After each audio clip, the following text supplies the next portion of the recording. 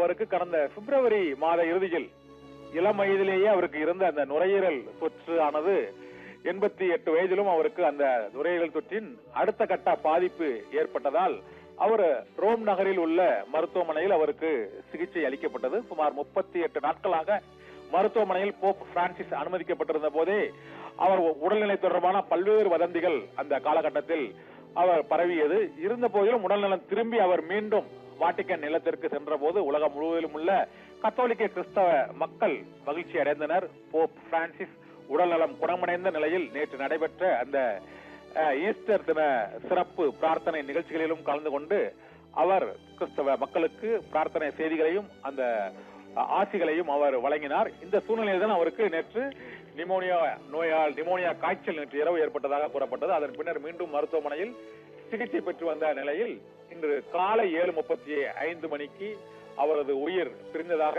Vatican அறிவித்திருக்கிறது.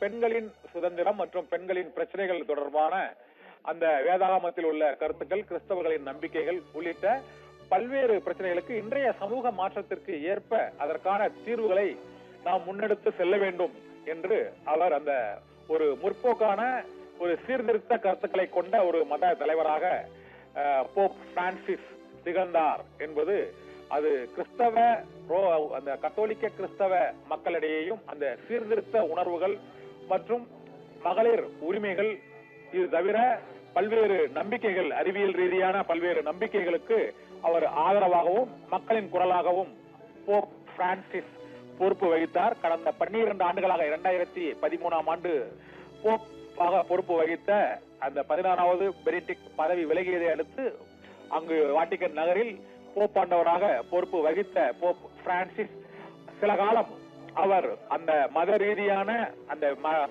Buenos வரை பேராயராக அவர் பணிபுரிவதற்கு முன்பாக பவுன்சர்ஸ் என்று அழைக்கக்கூடிய அந்த பாதுகாவலர் பணியிலும் அவர் ஈடுபட்டிருக்கிறார். இரவு விடுதியில் துப்புரவு பணியாளர் மற்றும் பவுன்சர் ஆகியவற்றை இந்த மதுபான கூடங்களிலும் அவர் பணியாற்றியிருக்கிறார். சமுதாயத்தின் அனைத்து நிலைகளிலும் உள்ள மக்களின் துன்பங்களை அவர் அறிந்திருந்த போதிலும் அவர் வேதியியல், அதாவது கெமிஸ்ட்ரி, அந்த ரசாயன ஆய்வுகளிலும் அவர் நிபுணராக அவர் பயின்ற கல்லூரி கல்வியில் அவர் வேதியியல் படிப்பை முடித்திருக்கிறார். குடும்ப வறுமை மற்றும் அந்த அவர் மத ரீதியான பணிகளில் முழுமையாக அர்ப்பணிப்பதற்கு முன்பாக பல்வேறு விதமான சமூக பணிகள் மட்டுமல்ல, சாதாரண தினக்கூலி வேலையாக மதுபான கூடங்கள் ஆகியவற்றில் அவர் பணிபுரிந்திருக்கிறார். இந்த சூழ்நிலையில் போப் பிரான்சிஸ் இன்று நேற்று இரவு அவருக்கு அந்த நிமோனியா காய்ச்சல் ஏற்பட்ட சூழ்நிலையில் அந்த நிமோனியா காய்ச்சலுக்கான சிகிச்சை பலனின்றி இன்று காலை 7:35 மணி அளவுக்கு